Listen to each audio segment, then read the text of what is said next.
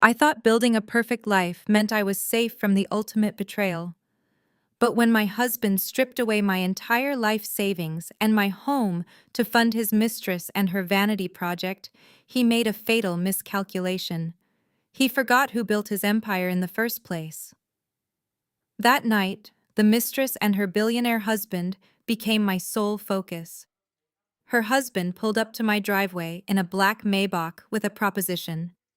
He said he had $600 million and a plan to destroy them both. All I had to do was get in the car. Before I continue this story, let me know where you are watching from in the comments below. Hit like and subscribe if you have ever had to build your own justice when family betrayed you.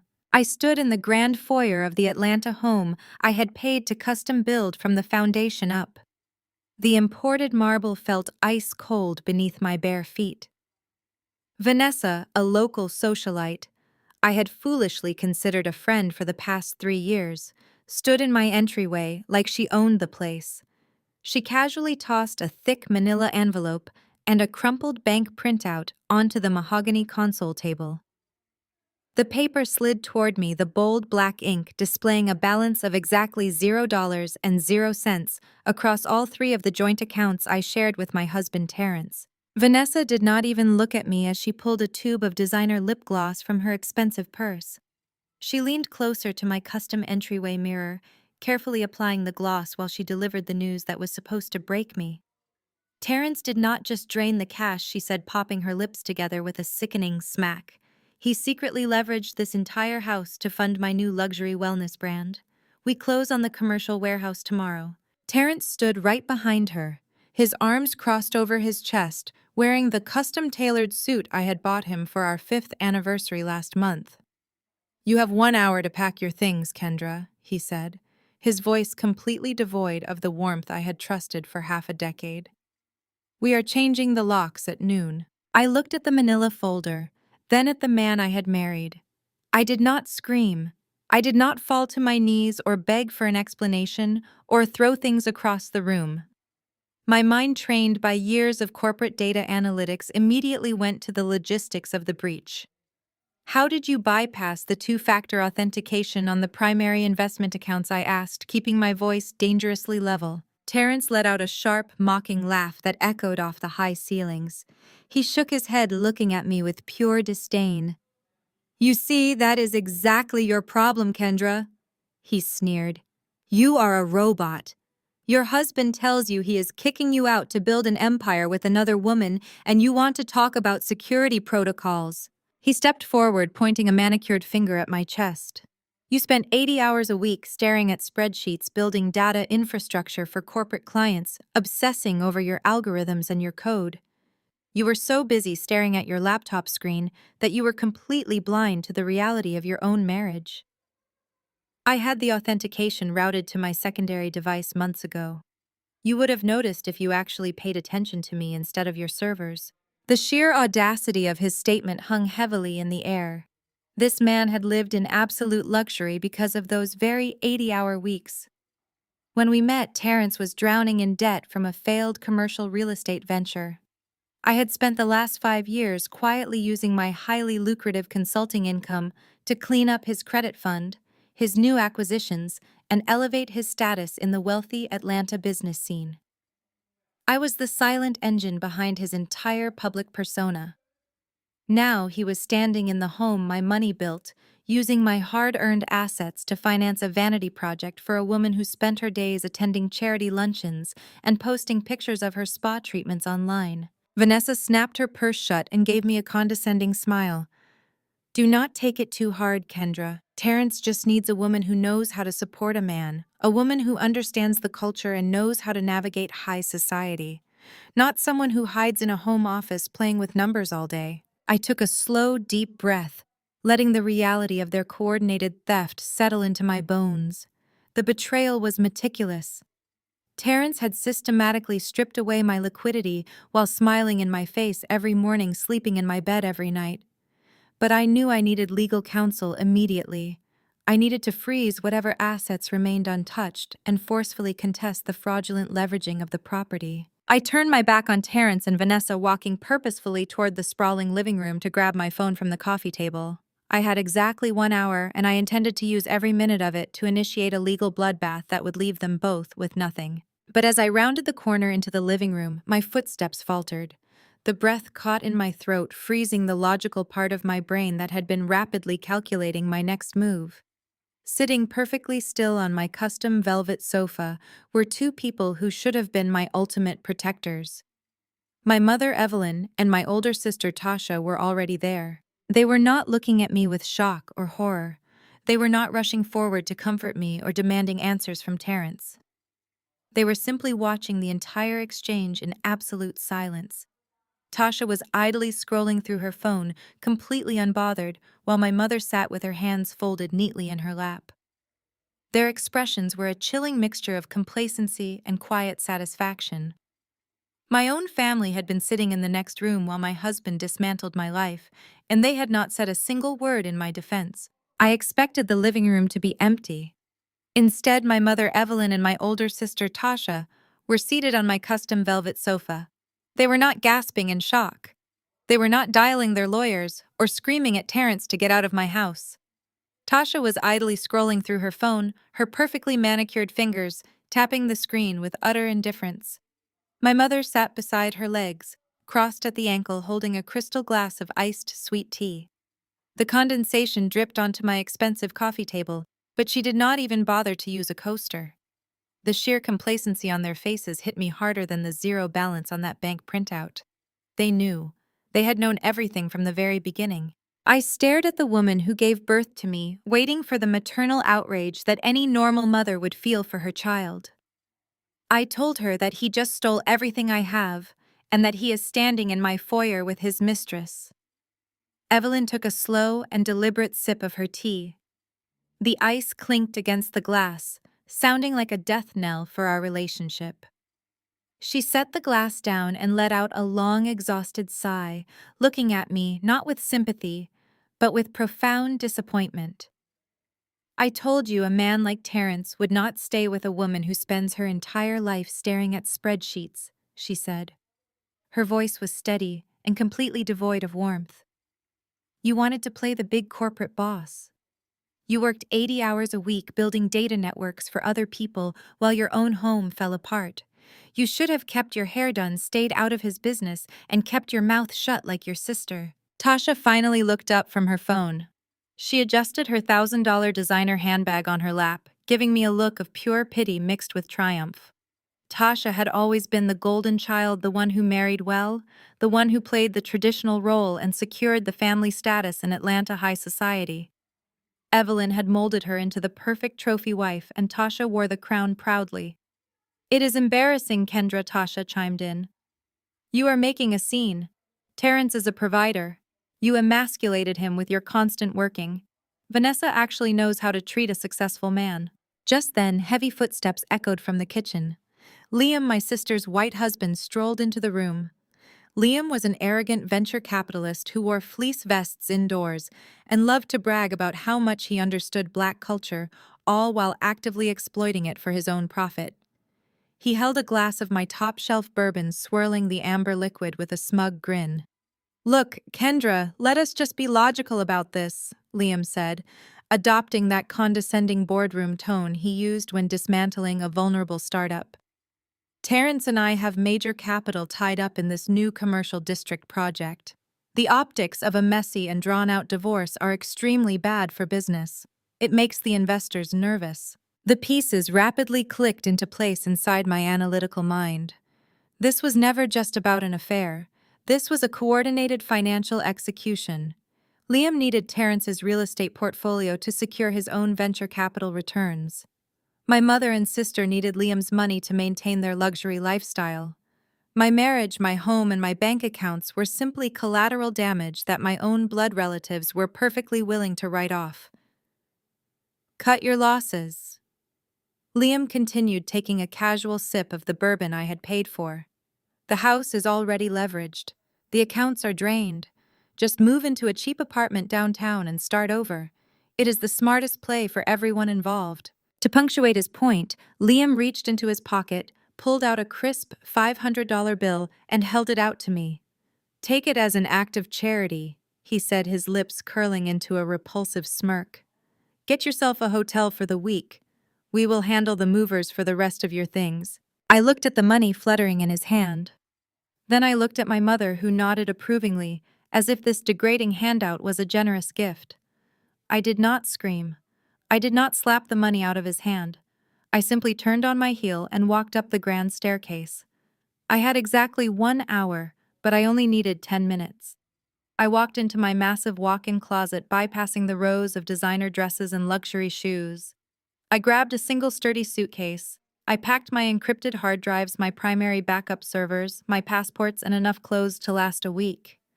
Everything else in that house was just material. The true value was locked inside my head. The algorithms, the client networks, the raw data that Terrence thought he could steal by simply taking my cash. He had the money, but I owned the code. I zipped the suitcase shut and walked back downstairs with absolute precision. Terrence and Vanessa were still in the foyer, whispering and laughing. Liam, Tasha, and Evelyn remained in the living room, forming a unified front of ultimate betrayal. I did not say a single word to any of them. I pulled open the heavy custom mahogany front door and stepped out into the brutal, pouring Atlanta rain. The heavy drops instantly soaked through my tailored blazer, but the freezing water felt like a necessary baptism. I walked down the long paved driveway of the estate I had built from nothing, leaving behind the family that had sold me out for a country club membership and a venture capital return. As the massive iron gates clicked shut behind me, isolating me from the life I once knew, a sharp vibration echoed from the pocket of my soaked jacket. I pulled out my phone. The screen lit up against the dark, rainy backdrop. The caller ID was masked. I stared at the glowing screen of my phone as the freezing rain plastered my hair against my cheeks. The caller ID showed only a blocked number. In my line of work, anonymity usually meant a security threat, but my entire life had just been dismantled in the span of an hour. I swiped the screen and brought the device to my ear. I did not say a word. I let the silence hang, waiting for the caller to state their business. A deep, chilling voice resonated through the speaker, slicing cleanly through the sound of the torrential downpour. "Get in the black Maybach parked at the end of your driveway. We have a mutual problem to destroy." The line went dead. I lowered the phone and peered through the heavy sheet of rain. Just beyond the massive iron gates of my former estate, idling silently under the glow of a flickering street lamp, sat an elongated black Maybach. Its headlights cut through the storm like predatory eyes. It was a vehicle designed to be imposing, a statement of absolute wealth and power that commanded the space it occupied. I gripped the handle of my single suitcase. Inside it rested the servers and encrypted hard drives that held the entire foundation of Terrence's stolen empire. The wheels of the luggage ground against the wet pavement. Every step I took away from that custom-built mansion was a step away from a 12-year lie. I was not leaving a home. I was walking away from a crime scene. Terrence thought he had stripped me of my power because he took the cash. He was too arrogant to realize that I was the source code. The money was a byproduct of my intellect, and I was taking my intellect with me. I walked forward, my heels splashing against the wet asphalt. I did not look back at the house where my mother, my sister, my brother-in-law, my husband, and his mistress were currently celebrating my demise. I kept my eyes locked on the sleek black vehicle waiting in the shadows. My silk blazer was completely soaked, clinging uncomfortably to my skin, but I felt no cold. My analytical mind was running a rapid risk assessment. A random vehicle demanding I enter would normally trigger every survival instinct I possess to run the other way. But the voice had mentioned a mutual problem. In the corporate analytics world, there is no such thing as a coincidence. As I reached the rear passenger side, the heavily tinted window glided down with a soft electronic hum. The warm, dry air from the climate-controlled interior washed over my shivering frame, carrying the distinct scent of expensive cedar and worn leather. I looked inside and immediately recognized the man sitting in the back seat. He was dressed in an immaculate dark charcoal bespoke suit that looked entirely undisturbed by the chaos of the night. His posture was rigid, his jawline sharp, and his dark eyes assessed me with the cold, calculating precision of a seasoned predator. Everyone in the black business community across the Southeast knew exactly who he was. This was Harrison. He was 42 years old, the founder and CEO of a global logistics and technology conglomerate. He was a self-made billionaire known for his ruthless efficiency and quiet, terrifying dominance. He was not a man who attended the flashy country club dinners that Terrence and Liam frequented. Harrison owned the corporations that funded those country clubs. He was a phantom in the social scene, but an absolute titan in the boardroom. The fact that a shallow socialite like Vanessa had managed to marry a man of this caliber was a mystery. The fact that she had chosen to cheat on him with my financially illiterate husband was nothing short of a corporate death sentence. For a fraction of a second, we simply stared at each other through the open window. Two highly successful, fiercely intelligent individuals who had just had their homes violated by the exact same parasites. There was no pity in his eyes. There was no shared mourning. There was only the sharp, undeniable recognition of a shared objective. He did not see a broken, weeping wife standing in the rain. He saw a weapon that had just been unsheathed. Harrison gave a slight nod. The trunk of the Maybach clicked open automatically.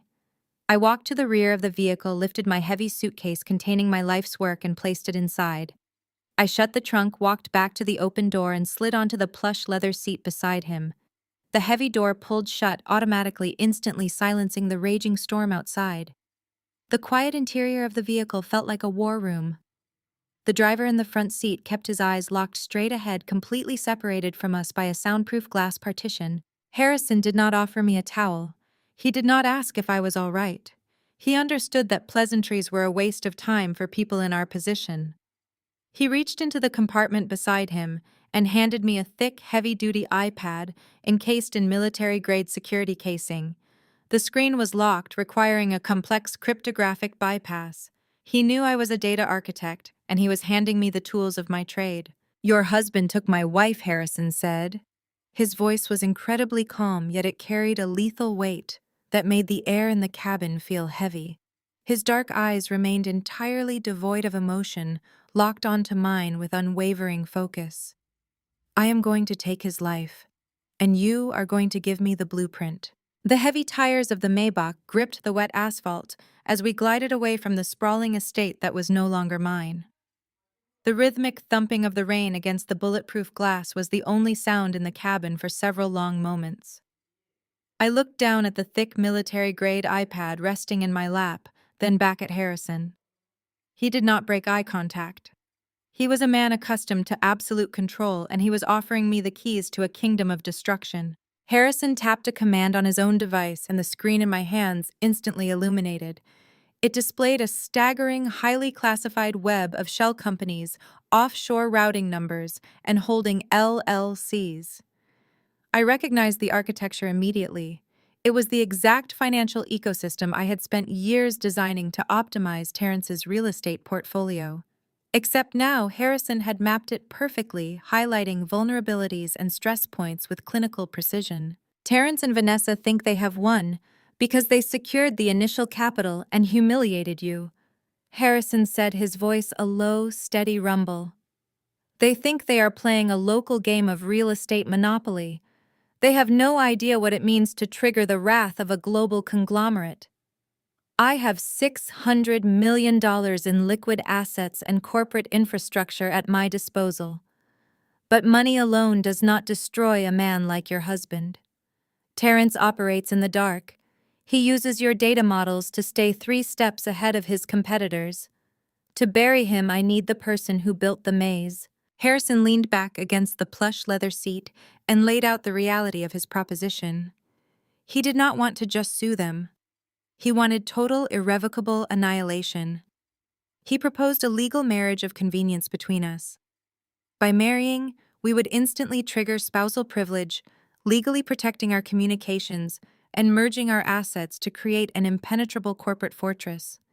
He wanted me to use my intimate root-level access to Terrence's business infrastructure to systematically dismantle his empire from the inside out. In return, Harrison would deploy his massive legal and public relations teams to utterly destroy Vanessa's social standing and financial credit in Atlanta. It was a flawless, brutal strategy. It was exactly the kind of corporate warfare I admired. But I was not about to trade one controlling husband for a billionaire dictator. I stared at the glowing screen for another second, processing the magnitude of his offer. Then I set the heavy iPad face down on the polished wood of the center console. I placed my hand flat on top of it and pushed it firmly back across the armrest toward him. I looked him dead in the eye. "I refuse," I said, my voice sharp and unwavering. Harrison did not blink, but a slight tension gathered in his jaw. "I am not some helpless, scorned housewife looking for a wealthy savior to fight her battles." I continued, leaning in closer, so there was no mistaking my resolve. "I am a senior data analytics consultant.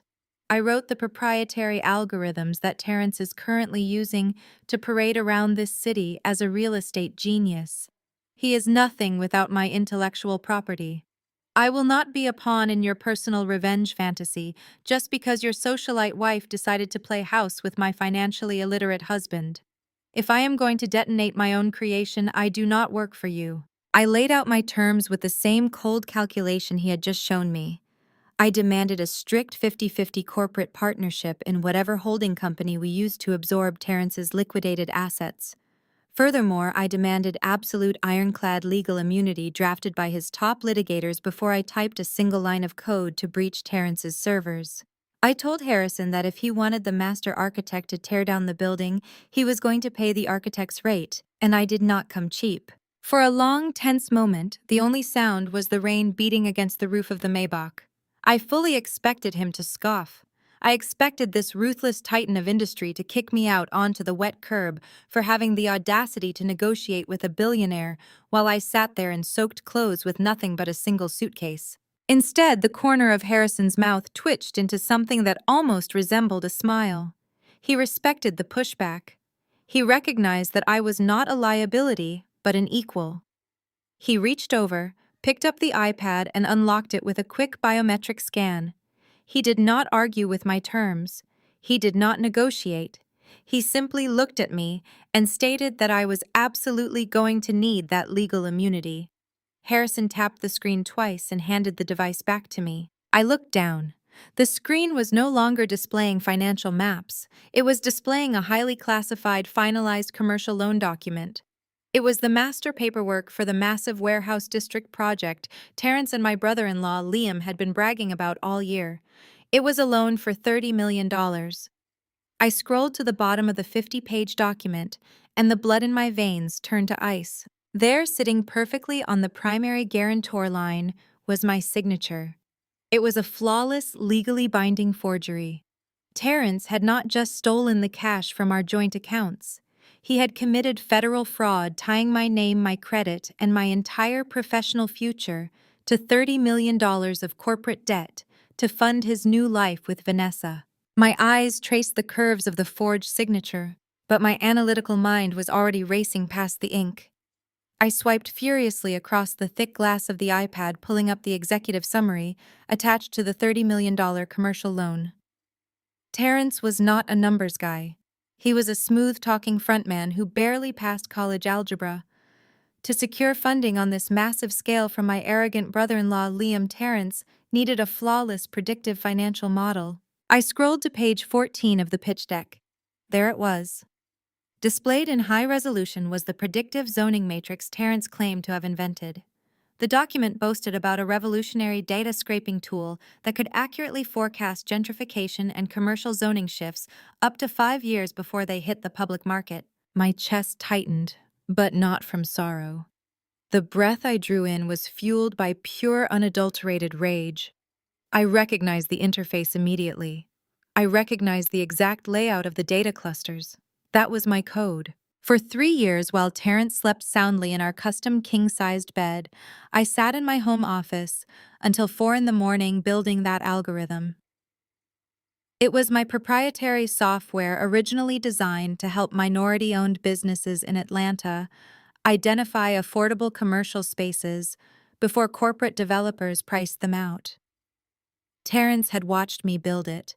He had asked innocent-sounding questions over morning coffee, framing his curiosity as a supportive husband taking an interest in his wife's career. He did not just steal my cash, he stole my intellectual property. He hijacked my brain. I zoomed in on a specific string of code visible in the appendix of the loan document. I had hard-coded a highly specific numerical sequence into the base architecture of the program. It was my late grandmother's birth date functioning as a hidden watermark to protect my work. There it sat, glaring back at me from a document brokered by my white brother-in-law and signed by my cheating husband. Terrence had stripped my algorithm, repackaged it as his own genius real estate strategy, and used it to secure millions in venture capital from Liam. Liam funded him blindly because they both assumed the quiet black woman in the background was just typing up spreadsheets for other people. The last remaining shred of the betrayed wife died right there in the passenger seat of the Maybach. I was no longer a woman mourning a 12-year relationship. I was the chief executive officer of my own intellect, looking at the man who had stolen my company's most valuable asset. The betrayal shifted instantly from a marital dispute to a brutal corporate hijacking. I slowly looked up from the glowing screen and met Harrison's dark, calculating eyes. He was watching me intently, measuring my reaction. He knew exactly what he was doing when he handed me this file. He had done his homework. He knew Terrence was a fraud, and he knew I was the mastermind holding the keys to the entire operation. My husband did not build an empire, I said, my voice dropping an octave, cold and precise. He stole a weapon he does not even know how to properly fire. Harrison gave a single, slow nod. The enemy of my enemy is my partner, he said smoothly. Your husband took my wife to parade her around as a trophy. He used your mind to pay for the pedestal. I want him ruined. I want every asset liquidated, every account seized, and every reputation burned to ash. Do we have a deal? I did not hesitate. I reached across the center console and extended my hand. 50-50 ownership of the holding company we use to absorb his liquidated assets, I reiterated sharply. And your legal team draws up my ironclad immunity agreement before sunrise. Harrison gripped my hand. His handshake was like a vice sealing a pact forged in absolute retaliation. Done, he replied. He released my hand and pressed a hidden button on the console. A small velvet-lined compartment slid open. Harrison reached inside and withdrew 3 items, placing them precisely on the leather armrest between us. The first was a sleek, untraceable black burner phone. The second was a heavy obsidian black corporate American Express card bearing the name of his primary holding trust. The third was a solid metal keycard embossed with the crest of the St. Regis Hotel. Take the penthouse suite, Harrison instructed, his tone shifting into absolute command. Buy whatever hardware you need. Set up your command center. Rest tonight. Tomorrow we go to war. I scooped the items up, dropping them into my soaked blazer pocket. The sheer power radiating from this man was intoxicating, but I remained completely grounded. I had my resources, I had my target. I reached for the heavy door handle to step back out into the freezing Atlanta rain, ready to order a private car to take me to the hotel. But before my fingers could pull the latch, Harrison raised his hand, gesturing for me to stop. Wait, he commanded softly. He reached into a slim leather portfolio resting on the floorboard and pulled out a secondary tablet, much thinner and significantly more advanced than the first one. He did not hand it to me immediately. Instead, he powered it on his thumb, hovering over a specialized application icon. A penthouse is an excellent place to build a war room, Harrison said, his voice dropping to a near whisper. But before you get comfortable, there is a variable you need to assess. You need to see exactly what they are doing right now. He handed me the secondary tablet. The screen illuminated, displaying a high-definition real-time video feed. The high-definition screen flickered into sharp focus, casting a pale glow across the dark leather interior of the Maybach. I stared at the feed, my breath hitching in my throat. It was a live, crystal-clear broadcast of my own living room. The angle was positioned perfectly above the custom marble fireplace I had personally imported from Italy last year. Harrison had not just investigated my husband, he had bugged my entire house. Through the hidden camera, I watched Terrence and Liam standing by the wet bar. Terrence was grinning, swirling a generous pour of my most expensive bourbon in a crystal tumbler. Liam leaned against the counter, loosening the collar of his designer shirt, looking entirely too comfortable in a home he had just helped steal. The audio was pristine. Every clink of ice, every smug chuckle echoed through the tablet's speakers with sickening clarity. "We executed the transfer perfectly," Liam was saying, his voice dripping with that distinct, arrogant entitlement he always carried into my home. "The liquid assets are secured in the offshore holding account.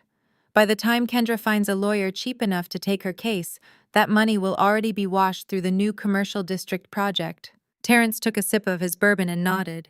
He actually looked proud of himself. She did not even fight back, Liam. She just packed a bag and walked out into the rain like a stray dog. "I told you she was weak outside of her little data spreadsheets." Liam chuckled, clapping Terrence on the shoulder. "You played it perfectly. But the real prize is the algorithm. With the 30 million we secured today using her forged signature, we have exactly what we need for phase 2. We are not just building wellness warehouses for your new girl. We are taking the big swing." I leaned closer to the screen, my eyes narrowing. "Harrison is slipping." Liam continued stating the billionaire's name with absolute disrespect. "His secondary tech subsidiary is vulnerable. They had a weak quarter, and the board is fractured. We take the 30 million leverage it against the algorithm's projected 5-year yield, and we initiate a hostile takeover by Friday. We buy out the minority shareholders, force a vote, and gut his logistics network from the inside. We will own his supply chain by the end of the month." Terrence laughed, raising his glass to toast, "To dismantling empires." They clinked their glasses together. I felt a dangerous, icy calm wash over me. Terrence and my white brother-in-law were not just stealing my money to fund an affair. They were using my stolen intellectual property to bankroll a corporate coup against the very man sitting next to me. They were playing a high-stakes game of corporate espionage, and they were using my hijacked identity as their primary weapon. Before I could process the sheer audacity of their plan, 2 women walked into the frame of the camera. Vanessa strolled into my living room, wearing my silk robe, carrying a bottle of champagne. Right behind her was Tasha, my own sister.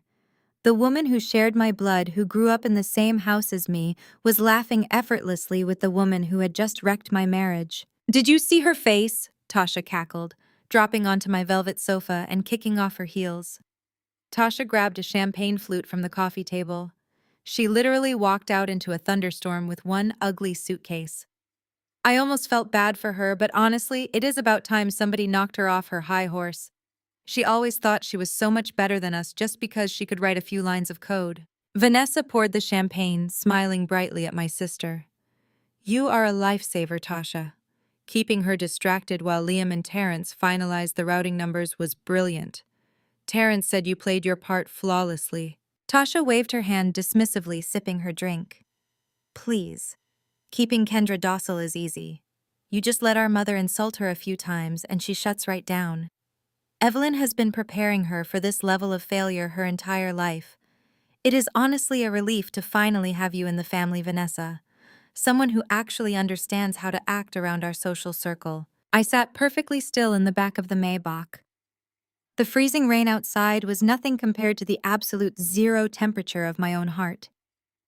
I watched my sister clink glasses with my husband's mistress, celebrating my destruction.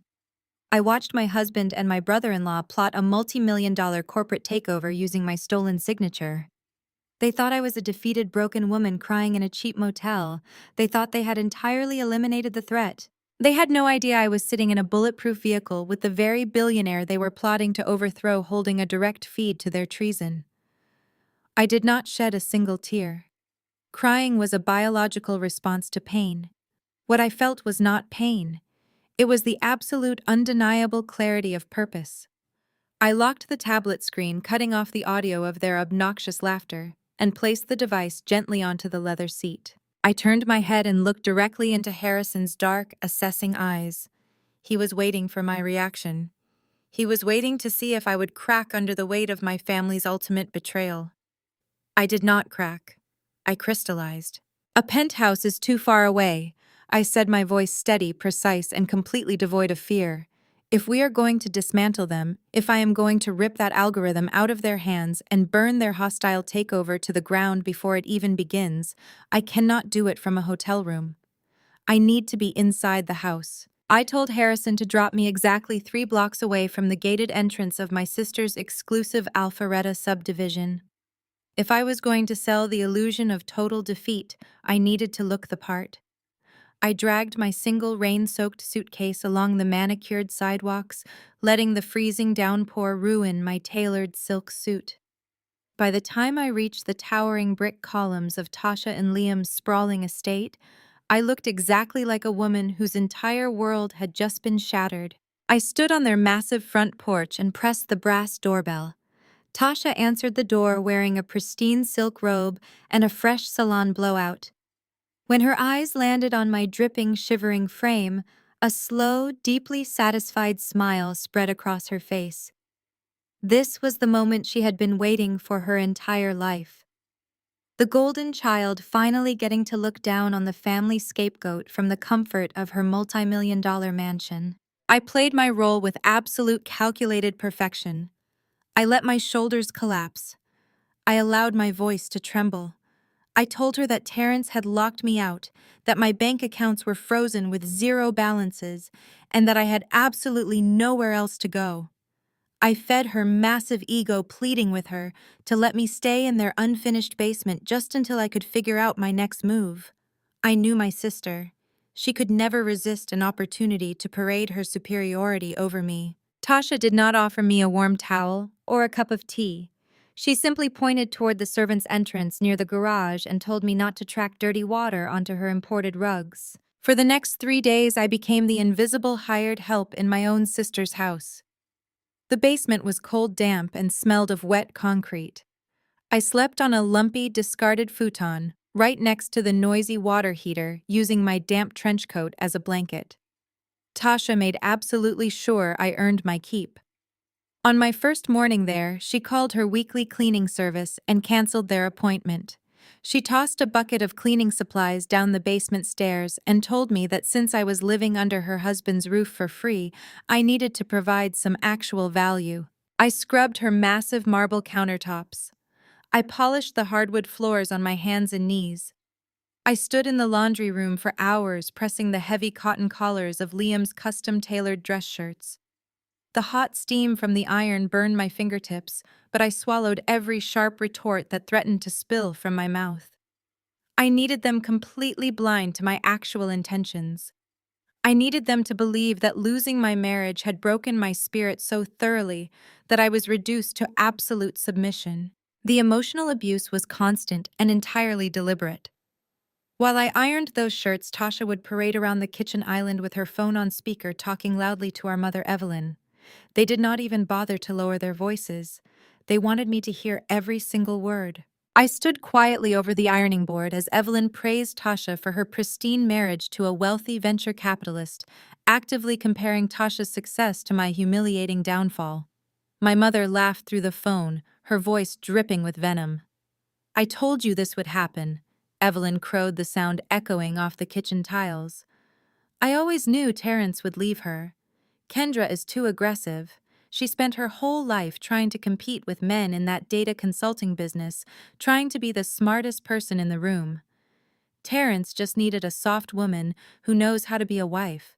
Tasha sipped her sparkling water and hummed in agreement.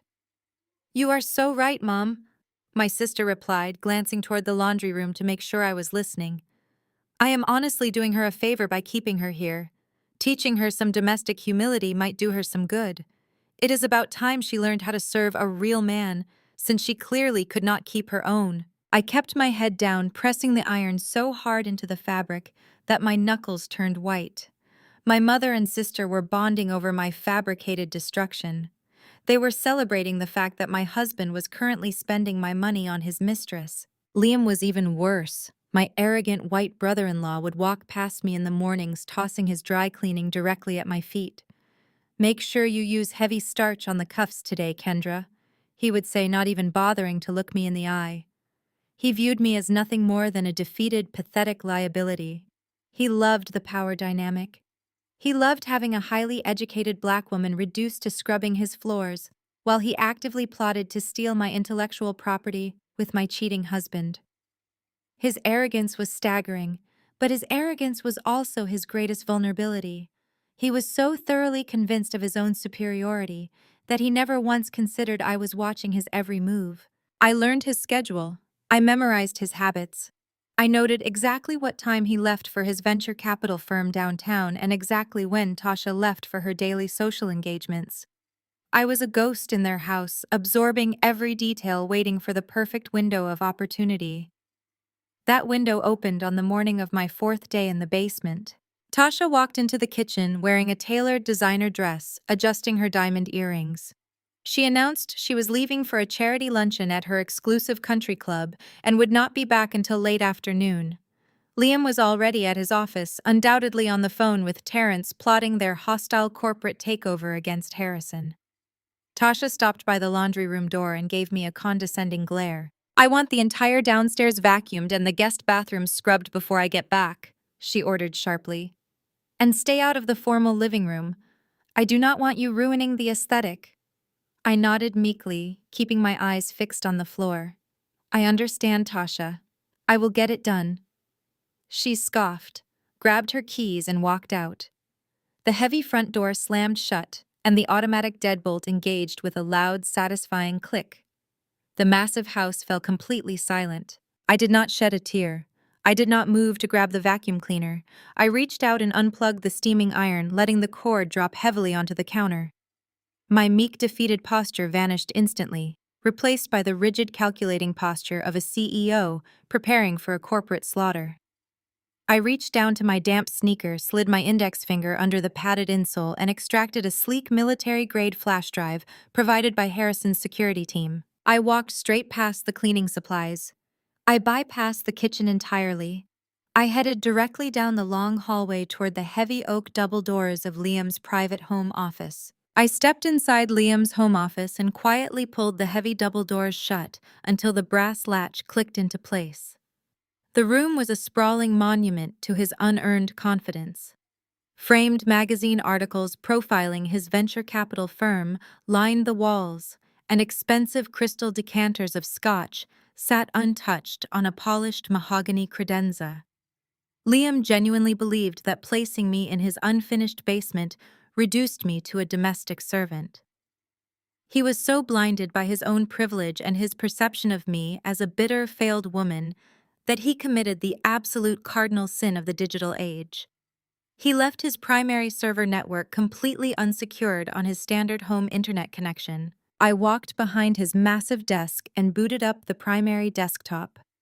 Liam viewed cybersecurity as a problem for his corporate IT department, not a necessity for his private residence. There were no biometric locks on his local drives. His firewall was a standard out-of-the-box configuration that I could bypass in my sleep. I reached down, pulled the decrypted flash drive I had hidden in my shoe, and slid it directly into the port. I pulled up a command terminal. My fingers flew across the keyboard with the aggressive muscle memory of a woman who had spent a decade building impenetrable financial data networks. I merged my proprietary bypass code with the lethal infiltration software Harrison's security team had provided in the Maybach. The screen flashed black. Cascading lines of green code flooded the monitor as the payload successfully deployed. I was not just hacking his computer, I was quietly cloning Liam's entire venture capital network. Every single confidential email, every offshore routing number, every hidden investment portfolio, and every backroom deal began siphoning directly into my drive. The progress bar appeared on the center of the screen, crawling steadily from 0 to 20%. I did not have the luxury of time, so I initiated a secondary search protocol within the cloned directory while the download processed in the background. I needed to see exactly how Liam and Terrence were structuring their hostile corporate takeover of Harrison's tech subsidiary. I ran a targeted encrypted query using Terrence's social security number and corporate tax identification. Hundreds of files populated instantly. The digital paper trail proved Terrence and Liam had been doing dirty business behind my back for over 14 months. But one specific folder caught my eye. It was hidden deep within a nested directory of collateral assets, far away from the standard venture capital portfolios. The folder was simply labeled Ancestral Equity. I opened the folder. My heart slammed against my ribs so hard the breath was knocked out of my lungs. Displayed on the high-definition monitor were original property deeds, historical land surveys, and irrevocable transfer agreements. This was not a commercial warehouse in Atlanta or a random suburban housing development. It was 80 acres of pristine, untouched coastal land in South Carolina. It was my family's ancestral property. In our community, owning 80 acres of debt-free land is the ultimate symbol of survival and sovereign power. My great-grandfather had purchased those 80 acres with cash he saved from working grueling shifts on the shipyards. It was the absolute crown jewel of our generational wealth. It was supposed to be protected by an ironclad family trust, meant to be passed down equally to Tasha and me. My mother Evelyn held the sole executor rights to that trust. I opened the primary transfer agreement. My vision tunneled. There at the bottom of the final page was my mother's unmistakable flowing signature. She had legally signed over the deed to our family's ancestral land directly to Terrence's newly formed holding company. I stared at the digital ink, the magnitude of the betrayal crushing me with the weight of a collapsing building. Evelyn did not just look the other way while my husband paraded around town with his mistress. She actively funded his corporate coup using my birthright. She gave the land my ancestors bled for to a cheating thief. She allowed Terrence to use those 80 acres as a massive collateral asset to secure his $30 million commercial loan from Liam. My mother had bet our entire family legacy on Terrence. She completely wrote me out of existence to ensure his financial success, all because Terrence promised Liam massive returns that would fund Tasha's lavish lifestyle. Evelyn sold my past and my future to the man who was currently buying diamond necklaces for Vanessa. My own mother traded the only piece of true power our family owned just to keep me in my place as the perpetual failure. A cold, terrifying calm washed over my entire body. I was no longer just going to bankrupt them. I was going to erase them from the social registry. The data clone hit 85%. I kept my eyes glued to the progress bar on the screen, willing the data to move faster. 88%, 91%. Suddenly, the heavy oak front door downstairs swung open with a loud echoing thud. Tasha, Liam. I let myself in. The unmistakable commanding voice of my mother rang out through the grand foyer. Evelyn had arrived early for Sunday dinner. I heard the sharp, rhythmic clatter of her designer heels striking the hardwood floor. "Kendra, get up here and take these grocery bags from my car," she shouted, expecting the basement maid to come running on command. I froze, my hand hovering just an inch above the flash drive protruding from the computer. The progress bar hit 97%. The heavy heels did not walk toward the kitchen. They turned directly toward the main hallway. The footsteps were fast, deliberate, and heading straight toward the closed doors of the home office. The sharp, rhythmic clatter of my mother's designer heels grew louder against the pristine hardwood hallway. 98%. I held my breath, keeping my eyes absolutely locked on the glowing progress bar on Liam's monitor. My hand hovered just an inch over the flash drive, my muscles coiled and ready to rip it out of the port and risk corrupting the entire digital clone if she breached the room a second too soon. 99%. The heavy oak double doors of the home office flew open. Evelyn stood in the doorway, her arms laden with expensive grocery bags from a boutique market.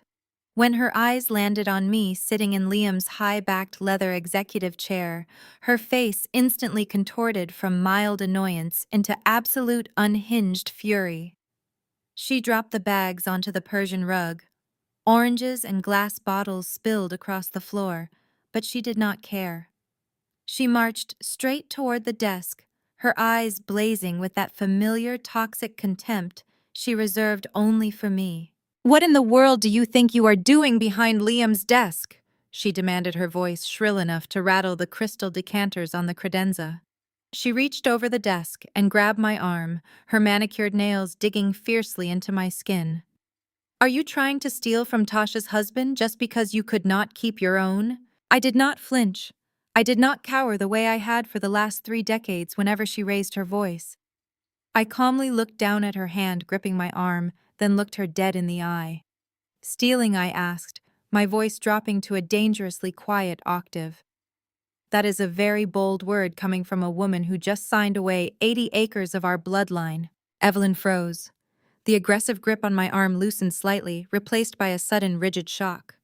Her eyes darted to the glowing computer monitor, realizing that I had not just been sitting there. I had been digging. "You gave Terrence the deed to the land in South Carolina," I said, pronouncing every single word with lethal precision. "You gave him the 80 acres that great-granddaddy bought with cash from working the shipyards. You legally signed over our ancestral equity to the man who was actively sleeping with another woman just so he could use our history as collateral for Liam's venture capital firm." For a fraction of a second, I thought I might see shame in her eyes. I thought the gravity of betraying her own ancestors, of selling out black generational wealth to impress a white son-in-law and fund a cheating husband, might actually break through her vanity. But Evelyn was a master of self-preservation. The shock on her face vanished instantly, replaced by a fierce, unapologetic self-righteousness. She yanked her hand back and stood tall, crossing her arms over her chest. "Terrence is a visionary," Evelyn declared, jutting her chin out defensively.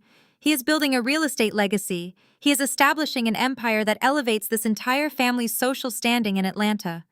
What exactly were you going to do with that land, Kendra? Put more servers on it. Waste it on software and algorithms that nobody understands. Terrence knows how to play the game, and Liam has the capital to back him. I did what a matriarch is supposed to do. I invested in the winner." The sheer delusion of her justification hit me like a physical blow. My own mother looked at a lying, embezzling, adulterous fraud and saw a better son than the brilliant, hard-working daughter sitting right in front of her. She actively dismantled my birthright to buy her way into Liam's wealthy circle. She wrote me out of my own family's history just to ensure the men around her succeeded. "You invested in a thief," I said, standing up slowly from the leather chair. I towered over her, letting the full weight of my anger radiate through the room. "Terrence is not a visionary. He is a parasite. And you just mortgaged our family's past to fund a man who threw your daughter out into the street." Evelyn's face turned a mottled shade of red. Her pride was wounded, and her response was entirely predictable. She lashed out with physical violence. "You are just a bitter, jealous failure," Evelyn screamed. "You are a miserable woman who is trying to ruin your sister's perfect marriage because your own husband threw you away." She swung her arm back and slapped me hard across the face. The sharp crack echoed through the massive home office. My head snapped to the side, my cheek immediately burning from the impact of her heavy diamond rings. "Pack your trash and get out of this house!" She spat, her chest heaving with rage. "I will not let you poison Tasha's life. Leave, now." I slowly turned my head back to face her. I did not raise my hand to touch my stinging cheek. I did not shed a single tear. I looked past her shoulder to the high-definition monitor on the desk. A small, vibrant green dialog box had just popped up in the center of the screen. "Transfer complete, 100%. A slow, chilling smile spread across my face. It was the kind of smile that makes predators take a step back. Evelyn blinked, entirely unnerved by my complete lack of emotional breakdown. She expected me to crumble, to beg for her approval, to apologize for overstepping. Instead, I reached around her, grasped the decrypted flash drive protruding from the computer tower, and pulled it smoothly from the port. I slipped it deep into the pocket of my jeans. "Gladly," I replied. I picked up my damp trench coat from the back of the chair. I walked right past her, leaving her standing confused and isolated in the middle of Liam's office. I did not say another word. I walked down the grand hallway, grabbed my single suitcase from the top of the basement stairs, and walked straight out the heavy mahogany front door. The lock clicked shut behind me, severing my ties to that toxic family forever. I stood on the manicured sidewalk of the sprawling Alpharetta subdivision. The humid Georgia air felt crisp and entirely refreshing in my lungs. I reached into my coat pocket and pulled out the secure burner phone Harrison had given me in the Maybach. My fingers flew across the digital keypad, opening the encrypted messaging channel. I attached the massive decrypted ledger files containing every single illegal wire transfer, every offshore account routing number, and the undeniable proof of Liam and Terrence's hostile takeover plot. I hit send. I stood on the pavement watching the upload bar complete. Within seconds, the screen vibrated in my palm. A reply from Harrison came through bright and lethal against the dark screen. I have the ledger. Terrence thinks he is closing the $50 million buyout with the conglomerate tomorrow at 9 a.m. Shut him down. The morning sun hit the glass skyline of downtown Atlanta. At exactly 8:45, I stood shoulder to shoulder with Harrison in the private executive observation deck of Apex Logistics. Apex was the massive tech conglomerate that Terrence and Liam had targeted for their $50 million payout. Through the one-way soundproof glass, I had a perfect and unobstructed view of the primary boardroom. Terrence walked through the double doors looking like a man who had already won the lottery.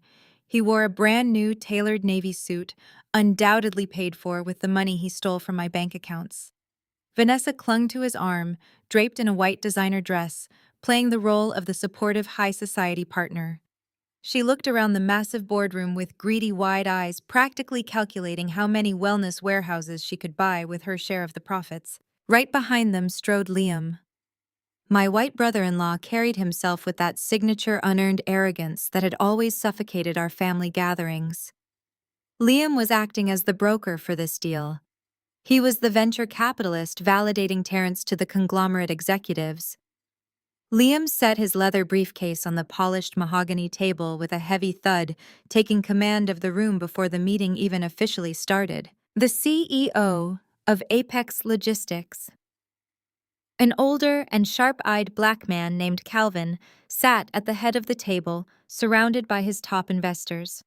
Calvin folded his hands and nodded for the presentation to begin. I watched through this glass as Terrence stepped up to the front of the room. He clicked a button on the remote, and the massive wall monitor illuminated. My breath caught in my throat for just a fraction of a second. Projected onto the screen in brilliant high definition was the exact predictive routing algorithm I had spent 3 years designing. It was my life's work, a complex data model built to optimize commercial supply chains and forecast zoning shifts before they happened. Terrence stood in front of my genius and proudly called it his own. He began his pitch. He paced back and forth using flashy hand gestures to distract from the fact that he barely understood the words coming out of his mouth. At one point, he stumbled over the phrase heuristic data clustering, mispronouncing it so badly that my jaw clenched. But Liam was right there to run interference. Liam smoothly interjected, translating Terrence's fumbling words into polished corporate jargon.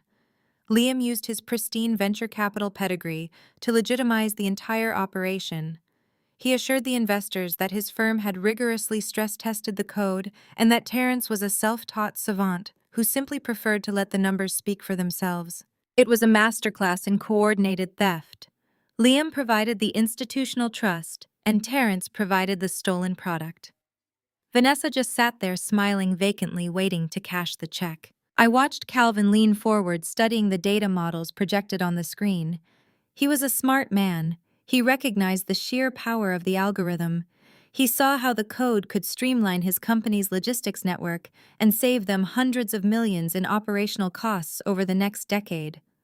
Calvin did not care about Terrence's clumsy presentation.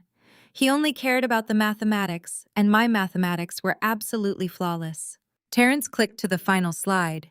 It displayed a massive and bold number: $50 million for the exclusive rights and total ownership of the routing algorithm. I felt Harrison shift beside me in the observation deck. He looked down at me, his dark eyes entirely unreadable. "They really think they are going to walk out of this building with a check," Harrison said, his voice a low and dangerous rumble. "They are not walking out of this building at all," I replied, never taking my eyes off Terrence. Down in the boardroom, the pitch concluded. Liam opened his leather briefcase and pulled out a stack of impeccably bound legal contracts. He slid them across the long mahogany table toward Calvin and the investors. The documents represented the complete transfer of my intellectual property, brokered by the man who treated me like a maid in his basement just 24 hours ago. Calvin picked up the contract. He adjusted his glasses and skimmed the final terms. The room was practically vibrating with tension. Terence wiped a bead of sweat from his forehead, trying desperately to maintain his confident facade. Vanessa was literally gripping the edge of her seat.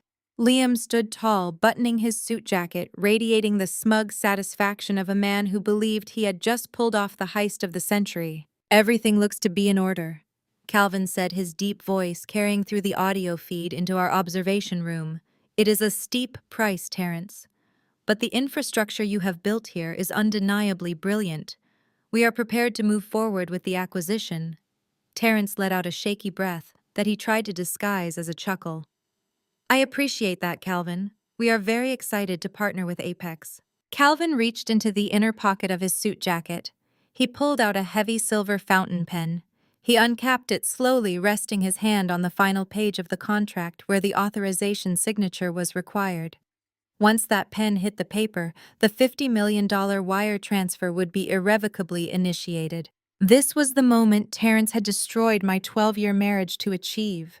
This was the exact second Liam had banked his entire venture capital firm on. They were inches away from total victory. I placed my hand on the heavy stainless steel handle of the observation deck door. Just as Calvin lowered the silver tip of his pen toward the dotted line, the heavy glass doors of the main boardroom violently swung open. The heavy glass doors hit the walls with a thunderous crash that echoed through the cavernous boardroom. I walked into the room wearing a flawless, custom-tailored crimson suit that commanded absolute attention. Every single head at the massive mahogany table snapped toward me. Flanking my left side was Harrison, projecting an aura of quiet, lethal dominance that instantly sucked all the oxygen out of the space. Right behind us marched three of the most feared corporate litigators in the Southeast, moving in perfect synchronization, all carrying identical black leather briefcases. Terence physically recoiled. He dropped his coffee mug and it shattered against the polished hardwood floor, spilling dark liquid over his expensive Italian leather shoes. Vanessa gasped loudly, shrinking back into her plush executive chair, as if trying to make herself invisible. Liam shot up from his seat, his face turning an alarming shade of crimson that clashed with his pastel venture capitalist vest. Terence immediately went into frantic defense mode. He pointed a trembling finger at me and screamed for the receptionist in the hallway to call building security. He yelled that his crazy, bitter ex-wife had been stalking him, that I was having a severe mental breakdown, and that I needed to be forcibly removed from the premises before I ruined a highly sensitive corporate negotiation. He turned a desperate, pleading gaze to Calvin, the CEO of the conglomerate, begging him to ignore the interruption and sign the contract. Calvin did not pick up the phone to call security. He did not even look at my panicking husband. Calvin slowly set down his heavy silver fountain pen, stood up from his leather executive chair, and buttoned his suit jacket with deliberate precision. He walked right past Terence, ignoring his frantic, high-pitched rambling entirely. Calvin extended his hand directly to Harrison and lowered his head in a gesture of profound, undeniable respect. Calvin welcomed Harrison to the building, his deep voice carrying a tone of absolute deference. He apologized profusely for not having the private executive elevator prepared for his arrival, stating he was unaware the chairman would be attending the acquisition meeting in person. Liam looked like he was going to choke on his own tongue. He stepped forward, throwing his shoulders back, attempting to use his white corporate privilege to bully his way back into control of the room. Liam demanded to know why the CEO of Apex Logistics was bowing to a rival tech executive during a closed-door acquisition deal that his venture capital firm was currently brokering. He stated loudly that this was a breach of corporate protocol. Calvin turned to Liam with a look of absolute withering pity. Calvin coldly informed my arrogant brother-in-law that Harrison was not a rival executive.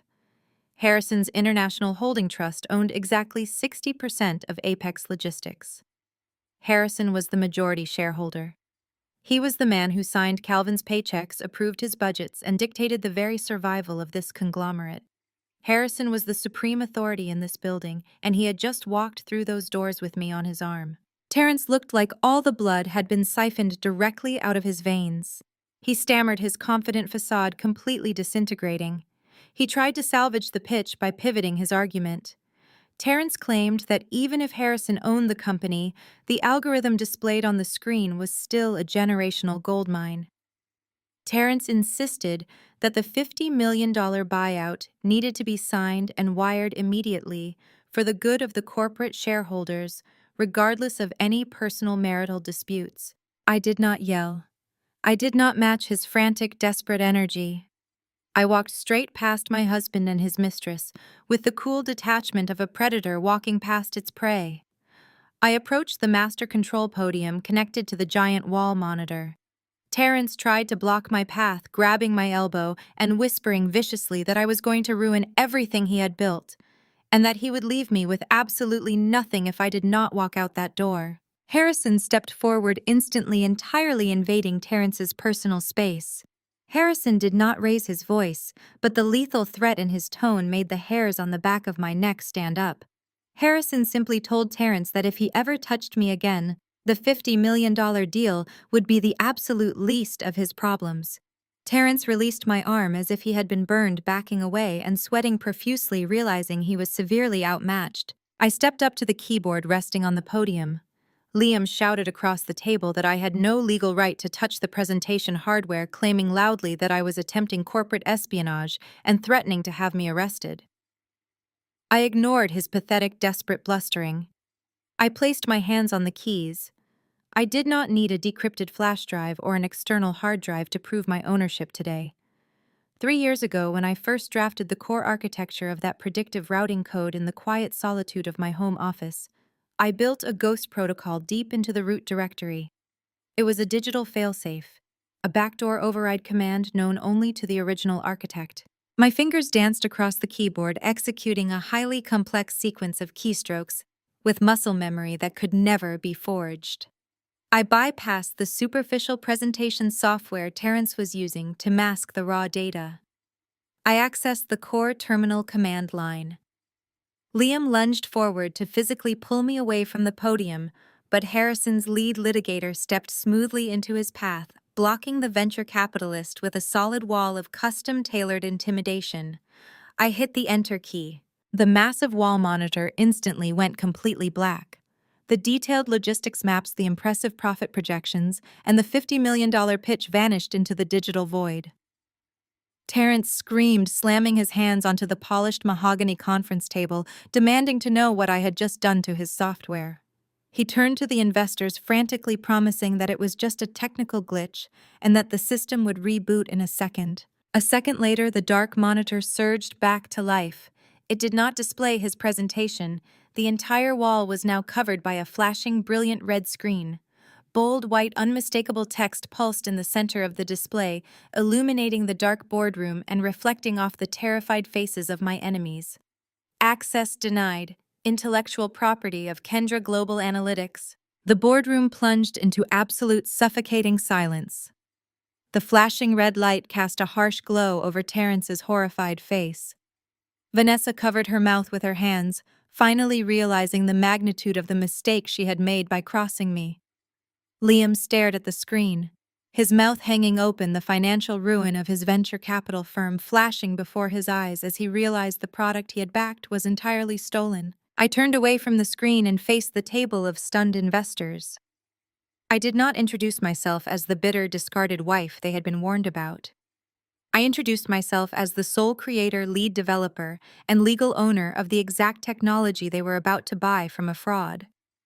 I informed Calvin and his board that the man standing before them possessed no proprietary rights, no patent filings, and no actual understanding of the source code he was attempting to sell. I explained that Terrence had simply stolen a beta version of my software from my private home server and attempted to pass it off as his own genius. I watched the realization hit the corporate executives. They had almost wired $50 million to a thief, an act that would have mired their conglomerate in years of devastating intellectual property litigation. Calvin slowly picked up the heavy legal contracts Liam had provided, tore them directly down the middle, and dropped the pieces into the wastebasket beside his chair. The deal was officially dead, the money was gone, and Terrence was completely exposed. The sound of tearing paper echoed through the dead, silent boardroom like a gunshot. Calvin dropped the shredded pieces of the $50 million contract into the sleek metal wastebasket beside his chair. He did not ask for an explanation from Terence. He did not demand an apology. Calvin simply buttoned his tailored suit jacket, signaled to his board of directors with a brief nod, and walked out of the room. The investors followed him in a swift, synchronized line, not casting a single backward glance at the men they had been ready to make millionaires just 3 minutes ago. The heavy glass doors clicked shut. The deal was officially dead. Panic instantly sucked all the remaining oxygen out of the room. Terence stared at the wastebasket, his chest heaving, his eyes wide and bloodshot. He looked like a man who had just watched his own execution. But before Terence could even formulate a sentence, the true nature of his alliance with my sister's husband fractured in spectacular fashion. Liam proved exactly who he was. The moment the billionaire investors left the room, Liam's arrogant, self-assured posture evaporated. He realized he was standing in a room controlled by Harrison, a man who possessed enough capital to hostile take over Liam's entire venture capital firm before lunch. Liam instantly shifted into survival mode, using his white corporate privilege to play the immediate victim. He turned his back on Terence and looked directly at Harrison, holding his hands up in a gesture of complete surrender. "Mr. Chairman," Liam stammered, his voice cracking, completely abandoning the polished boardroom tone he used when he was talking down to me in his basement. "You have to believe me. I had absolutely no idea the software was stolen. My firm was defrauded. Terence lied to us. He brought us this predictive algorithm and swore he developed it independently. I am a victim of his corporate espionage. We will fully cooperate with your legal team to prosecute him." Terence snapped his neck toward Liam, his face contorting with a level of rage and betrayal that bordered on primal. The realization hit my cheating husband like a freight train. Liam never respected him. Liam never saw him as a partner or a business equal. Liam only saw Terence as a useful, expendable tool to secure minority business grants and steal my intellectual property. The second the liability outweighed the profit, Liam threw him directly under the bus. "You lying coward," Terence roared, lunging across the space and grabbing the collar of Liam's pastel vest. "You knew exactly where that code came from. You told me to drain Kendra's accounts to fund the server migration. You brokered the commercial loan knowing damn well her signature was forged." Liam shoved Terence backward, desperately trying to smooth his ruined clothes while backing away toward the door. "Do not touch me, you pathetic fraud." Liam spat back, his true colors fully exposed.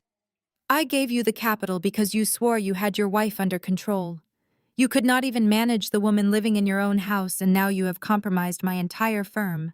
You are done in this city, Terence. I will personally see to it that you never secure a dime of funding again." Terence let out a guttural yell and charged at Liam. They slammed against the edge of the mahogany conference table, knocking over water pitchers and sending leather portfolios crashing to the floor. Harrison did not even flinch. He simply raised 2 fingers.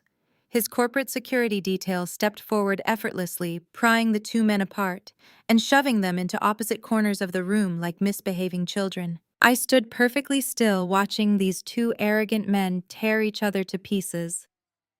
They had bonded over my fabricated destruction just a few days ago, drinking my top-shelf bourbon and laughing at my expense. Now, facing the reality of a global holding trust, their brotherhood had completely disintegrated. But the spectacle was not over.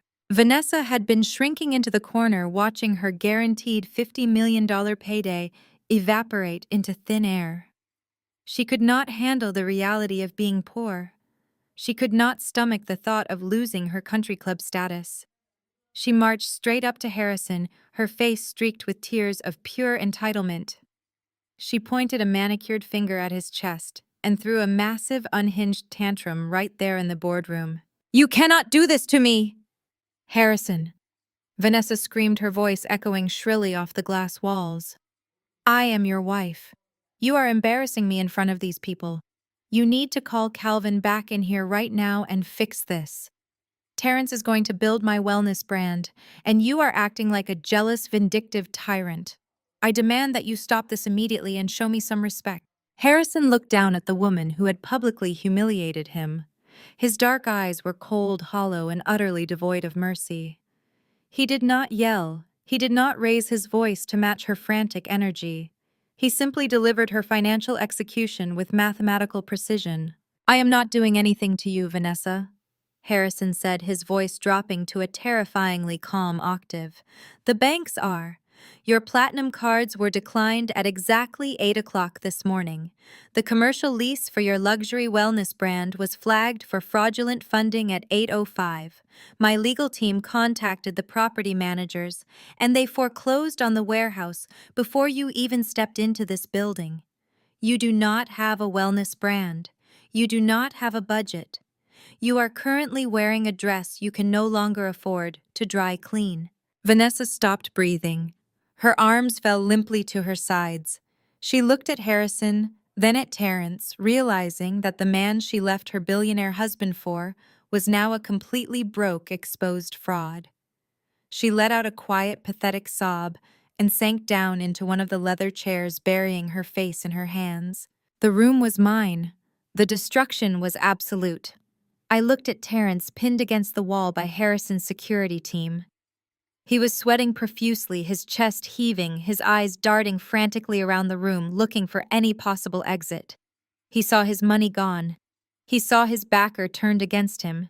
He saw his mistress utterly ruined. But Terrence was an insidious, manipulative survivor. He was a man who had spent his entire life taking credit for the labor of black women, and he was not going to go down without throwing his final desperate lifeline. He ripped himself away from the security guard, his hands shaking violently. He lunged toward his leather briefcase resting on the far side of the table. He tore the brass clasps open and began frantically digging through the compartments, throwing files and folders onto the floor. "You think you are so smart, Kendra," Terrence yelled, his voice cracking with panicked desperation. "You think you can just walk in here with your new billionaire boyfriend and steal my company right out from under me?" He pulled out a thick, heavy legal document. The paper was crisp, bound in a dark blue folio, and stamped with a brilliant gold notary seal. He slammed it down onto the center of the mahogany table with so much force that it echoed through the room. I stepped forward, my eyes locking onto the document. "You cannot touch me!" Terrence screamed, a wild, victorious grin spreading across his sweating face. "I knew you would try to claim the algorithm. I knew you would try to sabotage the deal. But you forgot who actually pulls the strings in your family, Kendra." He tapped his finger aggressively against the bottom page of the contract. "I have an irrevocable proxy," Terrence declared, his voice ringing with absolute malicious triumph. "A binding, ironclad legal proxy signed by your mother, Evelyn, as the sole executor of your family trust. The trust that paid for your college education. The trust that technically funded the initial servers you used to build that code. She signed over complete and total executive control of your intellectual property rights to my holding company. I legally own the algorithm. I legally own your data. And you cannot do a single thing to stop me." Exactly 1 week later, the sweeping ballroom of the Atlanta Botanical Garden was transformed into a fortress of elite high society. It was the annual Legacy Vanguard Gala, an event where old money political power brokers and the city's newest tech titans collided under crystal chandeliers. For my family, attendance was mandatory. This gala was the ultimate stage for social posturing, and tonight they desperately needed to control the narrative. I stood in the shadowed VIP balcony overlooking the massive ballroom. Harrison stood right beside me, a silent and imposing force in a custom-tailored black tuxedo. His head of security had quietly slipped me a wireless earpiece 10 minutes earlier. The device was connected to a series of parabolic microphones discreetly positioned around the ballroom floor. Harrison did not just bring me to a party, he brought me to a surveillance operation. Through the earpiece, I listened to the frantic, coordinated damage control happening right below us.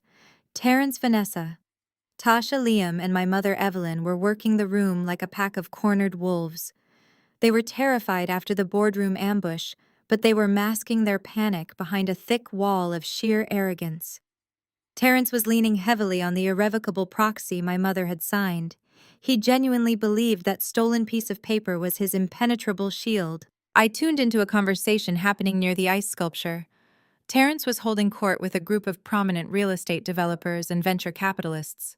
He swirled a glass of scotch, shaking his head with a perfectly rehearsed look of false pity. "It is a tragedy, gentlemen," Terrence said, his voice dripping with fake concern. "Kendra is a brilliant coder, nobody denies that. But the mental strain of the industry was simply too much for her. She showed up to our acquisition meeting last week, having a complete psychotic break. She was screaming delusions about owning my algorithms and hallucinating corporate espionage. I have the legal proxy from her own mother proving my ownership of the data models. We just want her to get the psychiatric help she clearly needs." Liam stood right next to him, nodding solemnly. My arrogant white brother-in-law was using his corporate pedigree to validate my husband's lies to the Atlanta elite. It is a textbook case of a technical worker unable to handle executive pressure, Liam added smoothly, backing up the fraud. Terrence has always been the true visionary behind the portfolio. Kendra is simply a disgruntled, unstable woman struggling with a failed marriage. We are handling the situation internally to protect the firm. I shifted my stance in the balcony, my face entirely impassive. They were weaponizing my mental health. They were actively utilizing the trope of the hysterical, angry black woman to discredit my genius and legitimize their theft. A few feet away from the men, I heard my sister Tasha talking to the mayor's wife.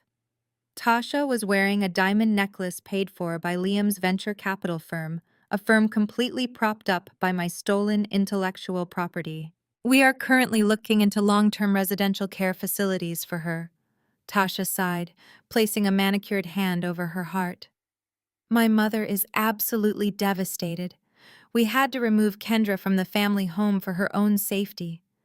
It breaks my heart to see my little sister lose her grip on reality like this." I reached up and pulled the earpiece from my ear, handing it back to Harrison's security chief. I had heard enough. They had dug their graves deep, cementing their lies into the foundation of Atlanta high society. Now it was time to push them in. Harrison turned to face me. His dark, calculating eyes swept over my appearance. I was not wearing the muted, conservative business attire my mother had always forced me into. I was wearing a custom couture gown made of liquid gold silk that draped over my skin like molten armor. The dress featured a daring, asymmetrical neckline and a sweeping train that demanded absolute attention. Around my neck rested a vintage diamond collar pulled directly from Harrison's private vault. It cost more than Liam's entire investment portfolio. "Are you ready to show them what a hallucination looks like?" Harrison asked, extending his arm toward me. I slipped my hand into the crook of his elbow. "I have never been more ready for anything in my entire life," I replied. We stepped out of the shadows and walked toward the top of the grand sweeping marble staircase that descended directly into the center of the ballroom. Down below, a live string quartet was playing a sophisticated classical rendition of a popular rhythm and blues song. The air was thick with the scent of expensive floral arrangements and the low hum of wealthy networking. At the bottom of the staircase, a swarm of paparazzi and society photographers were stationed behind a velvet rope, snapping pictures of the arriving guests. Harrison and I stepped into the brilliant light at the very top of the stairs. A photographer at the front of the press line casually glanced up. He froze.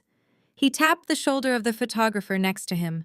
Within 3 seconds, the entire press corps pivoted their heavy camera lenses away from the dance floor and aimed them directly up at us. The flashbulbs exploded like a violent lightning storm. The brilliant bursts of white light illuminated the marble staircase, instantly drawing the attention of the surrounding guests. The whispers started at the base of the stairs and swept across the massive ballroom floor like a tidal wave of electricity. Heads turned. Drinks were lowered.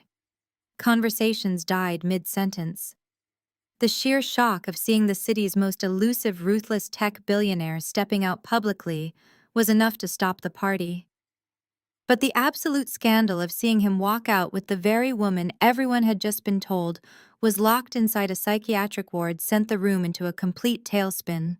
The disruption was so sudden and so intense that the string quartet literally faltered. The lead cellist missed a note, the screech of the bow cutting sharply through the sudden suffocating silence of the gala. Harrison and I began our descent down the marble staircase.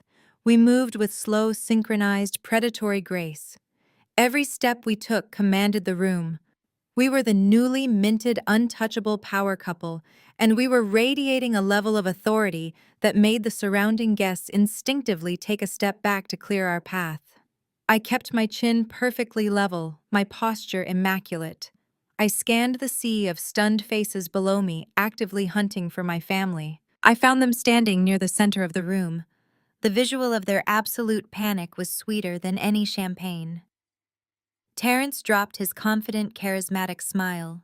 His jaw hung slack, his eyes bulging as he stared up at the woman he had just labeled a psychotic failure, currently dripping in diamonds, and escorted by a man who could buy and sell his entire existence. Liam actually took a physical step backward, stumbling into a passing waiter. The smug venture capitalist color completely drained from his face. He looked at Harrison, then at me, the terrifying reality of his situation finally piercing through his arrogance. Vanessa turned a sickly, ashen shade of gray. Her hands shook violently as she realized her billionaire husband was publicly parading the woman she had tried to discard. Vanessa was officially nothing more than a ruined punchline in a borrowed designer dress. But it was Tasha who provided the most glorious reaction. My sister gripped Liam's arm so hard her knuckles turned white. Her face contorted into a violently ugly mixture of desperate jealousy and sheer unadulterated terror. Her lifelong status as the beautiful, successful golden child evaporated in the span of 10 seconds. She was no longer the center of attention, she was entirely eclipsed. We reached the bottom of the stairs. The crowd parted for us like the Red Sea. We stepped onto the polished dance floor, surrounded by the elite power brokers who had just been fed a diet of malicious lies about my sanity. That was when I saw my mother. Evelyn could not handle the shift in power. My mother had spent 33 years keeping me in the shadows, actively sabotaging my confidence to ensure Tasha was the only daughter who shined. She had signed away our ancestral land and betrayed her own blood just to keep me in my place. Seeing me commanding the room completely unbothered, standing as an equal beside a titan of industry, broke her fragile, narcissistic ego into a million jagged pieces. Evelyn broke away from her circle of high society friends. Her face was twisted in an ugly, irrational fury. She marched across the polished ballroom floor directly toward me. Her manicured fingers gripped the thin stem of a crystal champagne flute with so much aggressive force I thought the glass would shatter in her hand. She was moving fast, completely ignoring the stares of the wealthy socialites around her. The champagne trembled violently in her angry grip, sloshing over the delicate crystal rim and dripping onto her expensive designer shoes. But my mother did not care about the mess. She did not care about the optics. She was marching across that floor with one singular mission. She was coming to put her scapegoat daughter back in her place. My mother stopped mere inches from me, her chest heaving with an indignant, irrational rage. The champagne in her crystal flute sloshed violently over the rim, staining the pristine marble floor beneath our feet. She did not care about the mess. She did not care about the hundreds of wealthy socialites, politicians, and media personnel watching our every move. Evelyn was entirely consumed by the need to put her scapegoat daughter back in her place. She looked at Harrison, a titan of industry she could never hope to manipulate, and then glared back at me with a look of absolute concentrated disgust. "How dare you parade around with your husband's mistress's husband?" Evelyn shouted, her voice cutting through the silent ballroom like a jagged blade. "Have you no class? You are an embarrassment to this family. You come here dressed like some desperate trophy to ruin your sister's perfect evening. You are nothing but a bitter, jealous woman who could not keep her own home together, and now you want to humiliate us all in public." Her words were designed to shrink me, to trigger the decades of conditioning that demanded I lower my eyes and apologize for simply existing. But the woman standing before her was no longer the obedient daughter she could control. I was the architect of her impending ruin. I did not cower. I did not shrink back or look to Harrison for protection. I stood perfectly tall, the liquid gold silk of my custom couture gown pooling magnificently around my feet.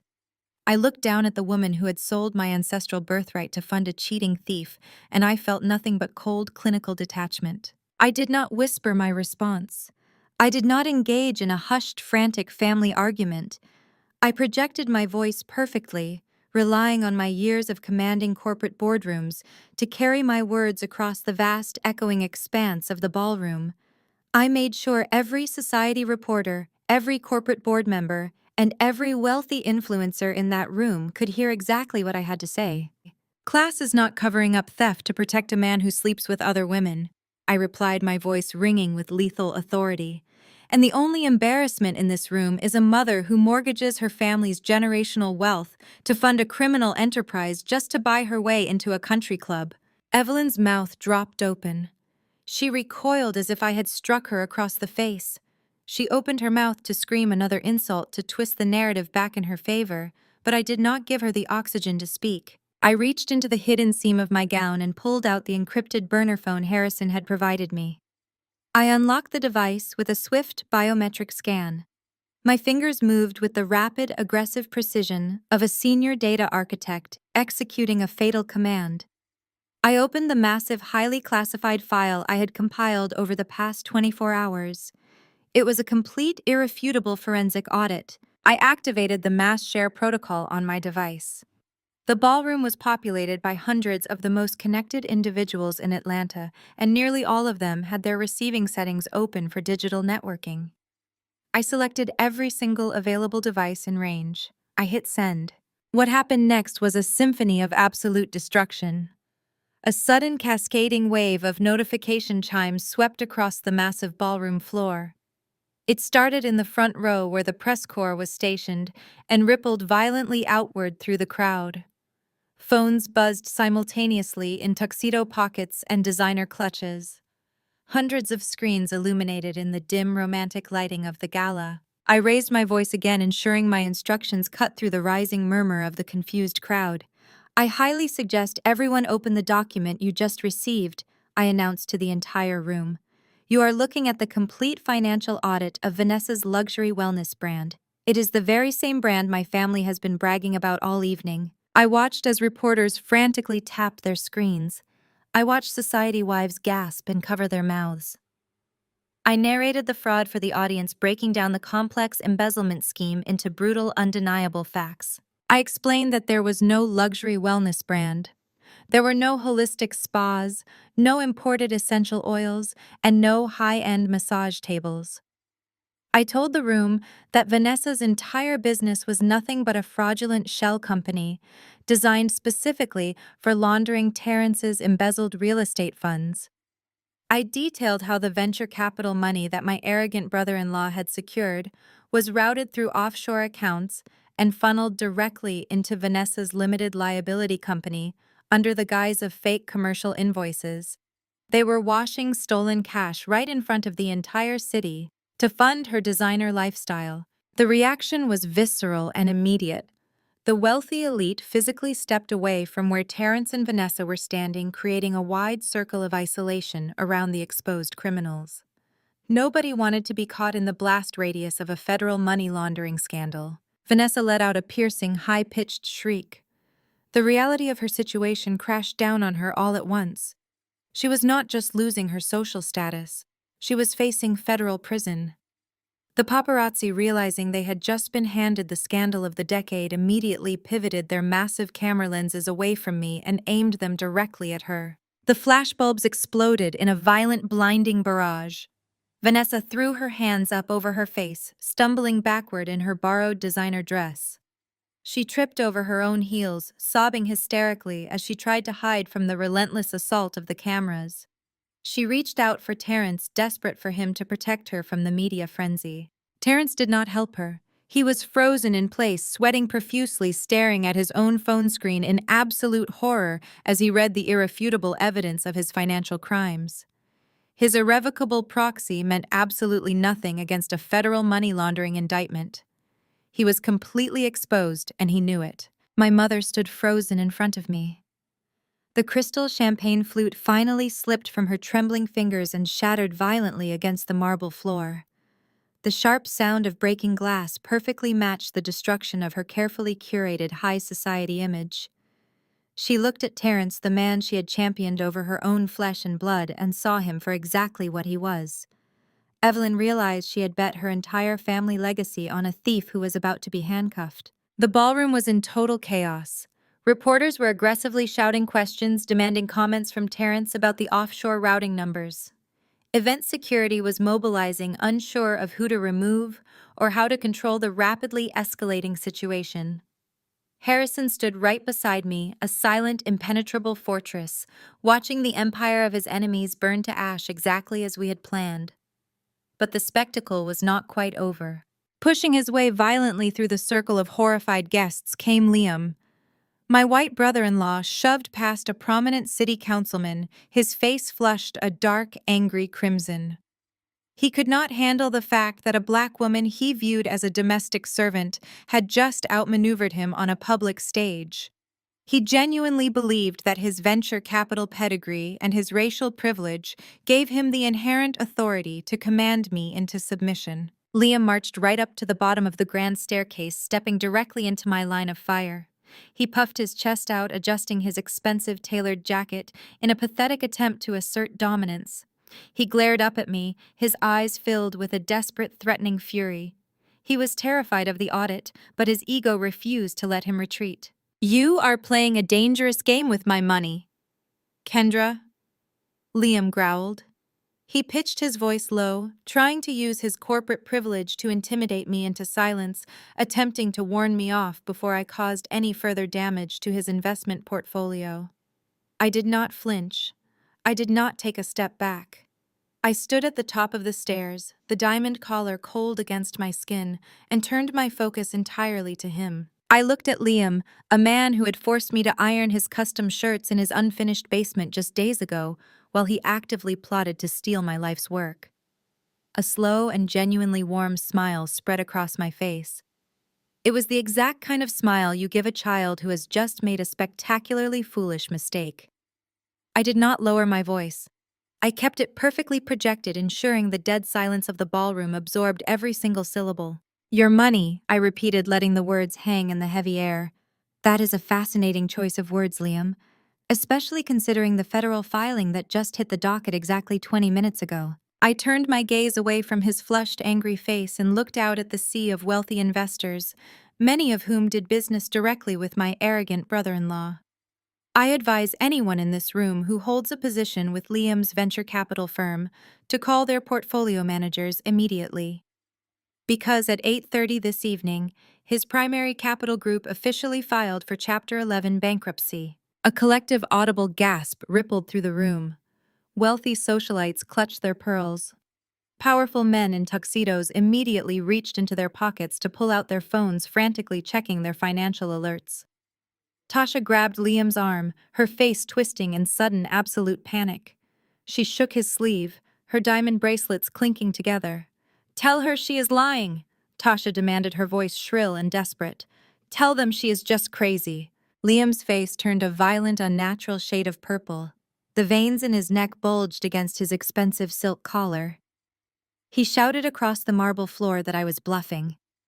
He declared to the room that his firm was rock solid, heavily backed by a $50 million proprietary algorithm that was legally guaranteed by my own mother's irrevocable proxy.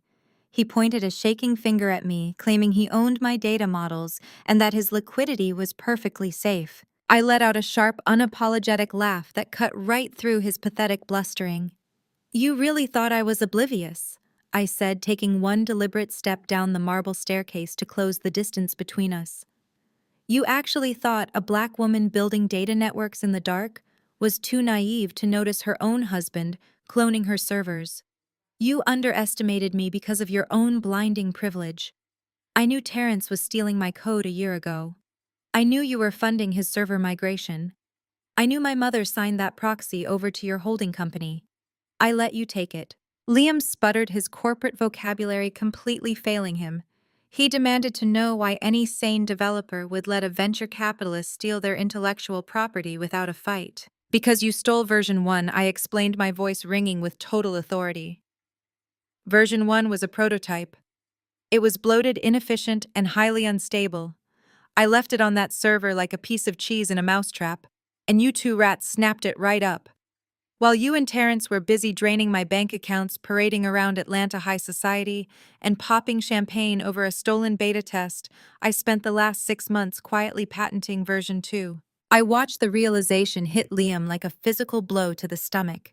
His eyes widened in sheer terror as his entire financial empire crumbled inside his mind. Version 2 is exponentially faster, entirely autonomous, and legally registered under Harrison's global holding company. I continued twisting the knife. The code you sank every single ounce of your firm's liquidity into is functionally obsolete. It is a digital paperweight. It holds absolutely zero market value anywhere in the tech industry. You bet your entire venture capital empire on a stolen brick, Liam. Your firm is completely insolvent, and now you have absolutely nothing. Tasha let out a guttural, horrifying sob. She released Liam's arm as if he were suddenly diseased. My sister realized in real time that her pristine mansion, her designer lifestyle, and her elite country club status were instantly vaporized. She was married to a bankrupt fraud. She would have to sell her luxury cars. She would have to face the very society wives she had just been gossiping with, knowing she was now entirely destitute. Her golden child status meant nothing without the bank accounts to fund it. Evelyn stared at me, her mouth opening and closing wordlessly. My mother was unable to comprehend that her favorite daughter was now ruined because she had backed the wrong horse. Evelyn had signed away our family's ancestral land, 80 acres of bloodline history, to secure a loan for an algorithm that I had deliberately rendered worthless. She had betrayed her own flesh and blood for a payout that did not exist. Her betrayal yielded nothing but dust and public humiliation. Terrence had been standing frozen near the ice sculpture, listening to the absolute dismantling of his entire existence. The $50 million deal with the tech conglomerate was dead. Vanessa was facing a federal indictment for money laundering. And now, the algorithm he thought made him a real estate genius was exposed as worthless garbage. He had no money, no mistress, no business, and no future. He had nothing left to lose. A raw, animalistic roar tore from Terrence's throat. He snapped. He lunged across the polished marble floor, his hands hooked into claws, aiming directly for me. He wanted to physically destroy the woman he could no longer control. I did not even flinch. I did not take a single step backward. Harrison did not even have to raise his hand. Before Terrence could close half the distance to the staircase, 2 members of Harrison's elite security detail stepped smoothly into his path. They moved with terrifying, highly trained precision. One guard caught Terrence by the collar of his tailored suit, utilizing his forward momentum against him, while the other guard swept his legs out from under him in a brutal, fluid motion. Terrence hit the solid marble floor with a sickening, heavy thud that knocked the breath completely out of his lungs. The sound of his impact echoed across the silent ballroom. The guards did not give him a single second to recover. They hoisted him up by his armpits, his custom suit tearing violently at the shoulder seam. They began dragging him backward across the ballroom floor toward the heavy brass service exit doors. The elite crowd parted immediately, disgusted and horrified, watching the disgraced fraud being physically removed from their presence like common trash. Terrence thrashed against the massive security guards, his eyes wild and bloodshot. He locked eyes with me one last time as they dragged him away. "You think you won?" Terrence screamed, his voice cracking with absolute pathetic desperation. "I still have the offshore accounts. You will never see a dime of that money, Kendra. I still have the cash." I watched him disappear behind the swinging brass doors of the service exit. I did not yell back. I did not offer a single word of retaliation. I simply smirked. I turned my body, leaning slightly into Harrison's solid, reassuring presence. The entire ballroom was completely paralyzed by the spectacle, hundreds of people waiting with bated breath to see what the untouchable power couple would do next. I looked up into Harrison's dark, calculating eyes and whispered softly, "It is time to go to the courthouse." The harsh morning sun glared through the towering glass windows of the downtown Atlanta courthouse, casting long shadows across the polished marble floors. It was exactly 8:30 in the morning. Less than 12 hours had passed since the complete destruction of their reputations at the charity gala, and the panic radiating from my family was a tangible, suffocating force. I stood perfectly still beside Harrison in the quiet corridor of the commercial litigation wing. We were an impenetrable front of calm precision. I wore a tailored ivory suit that contrasted sharply with the chaotic energy rushing toward us. Down the long hallway, the heavy brass elevator doors slid open. Terrence, Vanessa, Liam, Tasha, and my mother Evelyn spilled out into the corridor like the survivors of a shipwreck. The sheer physical toll of their financial ruin was written all over their faces. Terrence was sweating right through his wrinkled dress shirt. He was clutching a thick, disorganized stack of legal folders to his chest like a life preserver. He had not slept. His eyes were bloodshot and darting frantically around the courthouse, searching for the specific chamber doors that could save him. Vanessa stumbled along behind him in flat shoes and oversized sunglasses, looking absolutely nothing like the glamorous socialite who had tossed my bank statements in my face just a week ago. She was trembling, terrified of the federal money laundering charges looming over her head. Liam was practically hyperventilating. My arrogant white brother-in-law had completely shed his cool, untouchable venture capitalist persona. His pastel shirt was untucked, his face was a blotchy crimson, and he was barking frantic orders at a junior lawyer trailing behind him. Liam was desperate. He needed a judge to sign an emergency injunction to halt his Chapter 11 bankruptcy proceedings and unfreeze the offshore accounts before his angry investors started knocking on his front door with federal warrants. And then there was Tasha and Evelyn. My sister was sobbing quietly, her face stripped of all its usual haughty pride. She walked slightly behind Liam, realizing she was tethered to a man who had just lost every single dime to his name. But Evelyn was making enough noise for the entire building. My mother was weeping loudly, clutching a tissue to her chest, lamenting to anyone who could hear about how her pristine family reputation was utterly ruined. She wailed about what the women at her Sunday church service were going to say, prioritizing her social standing over the fact that her son-in-law was a thief. They marched down this marble hallway, totally consumed by their own desperation. They were heading directly for the chambers of the chief commercial judge, intending to file their emergency motions to lock down Terrence's offshore accounts. They did not see us until they were less than 20 feet away. Liam stopped so abruptly that Tasha collided with his back. Terrence froze in his tracks, dropping a manila folder onto the floor. The papers spilled across the polished marble, but he did not even bend down to pick them up. Harrison and I were standing dead center in front of the heavy oak doors of the judge's chambers. We were blocking their only path to salvation. Evelyn spotted me, and her weeping instantly transformed into a venomous, self-righteous fury. She broke away from the group and marched toward me, pointing a shaking finger at my face.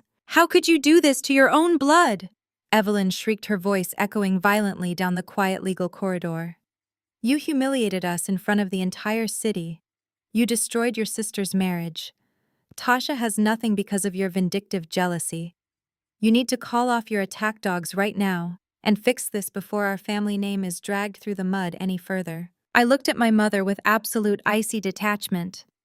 "You do not have a family name anymore," I replied, my voice steady and completely unbothered by her theatrics. "You sold our family name for a loan that defaulted. You chose your path when you signed away our ancestral land to fund a man who threw me out in the rain. Do not speak to me about blood when yours is made of nothing but greed." Evelyn gasped, stepping back as if I had physically struck her. Liam pushed his way past my mother. He puffed out his chest, relying on his deep-seated corporate privilege to try and bully his way through the situation.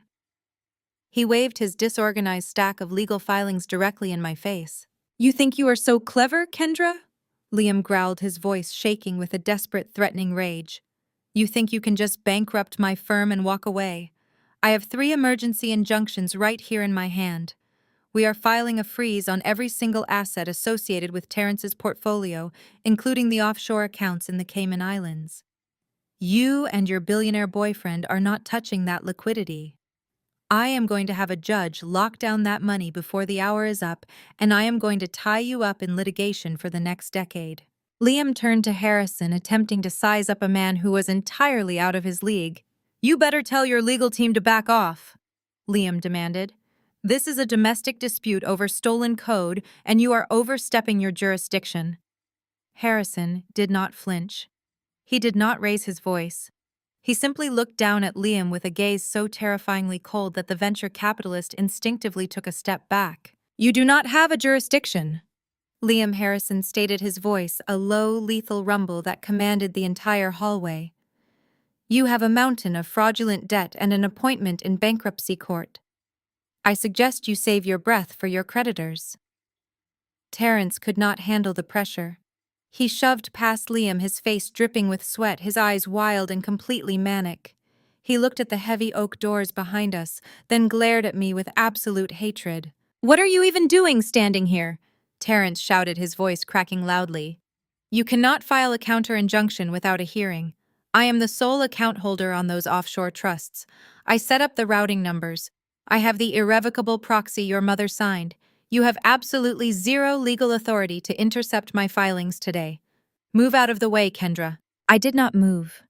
I did not match his frantic, desperate energy. I simply reached into the inner pocket of my tailored ivory blazer. I do not need a counter-injunction, Terrence, I said, my voice cutting cleanly through his panic. And I do not need a hearing to intercept your assets. I pulled out a thick, pristine sheet of premium legal paper. The document was folded perfectly in half.